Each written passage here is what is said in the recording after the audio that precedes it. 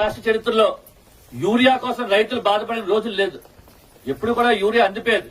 జగన్మోహన్ గారి ప్రభుత్వంలో అయితే రైతు భరోసా కేంద్రాలు పెట్టి సచివాలయాలు పెట్టి చూడండి, మీకు పక్కన సచివాలయం చూడండి, మీ ఊర్లోనే సచివాలయం పెట్టి, అంటే మీరు ఇక్కడి నుంచి మీ జోనంక నుంచి మీరు జలుబులు వెళ్లాల్సిన అవసరం కూడా లేకుండా మీ గ్రామంలో సచివాలయం పెట్టాడు.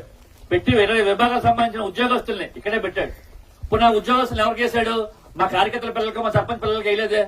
నీతిగా న్యాయంగా ఎక్కడా రూపాయి లంచం లేకుండా పరీక్ష పెట్టి ఉత్తీర్ణులు ఎవరైనా అందరికి ఉద్యోగాలు ఇచ్చి శాశ్వత ఉద్యోగాలు ఇచ్చి ఈరోజు సచివాలయంలో కూర్చోబెట్టాడు.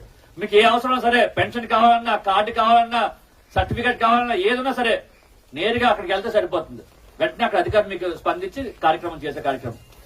ఆ రోజు చంద్రబాబు నాయుడు ఏమన్నాడు? సచివాలయం మీకు గ్రామాల కట్టే హక్కు ఎవరికి ఇచ్చారు? సచివాలయం మేము గ్రామాల్లో మీకు పెట్టే హక్కు ఎవరు ఇచ్చారు? సచివాలయం అనేది హెడ్ క్వార్టర్ లోనే ఉండాలి, ప్రజలందరూ కూడా అక్కడికే వెళ్ళాలి అని చెప్పి అన్నాడు ఎన్నికల ముందు.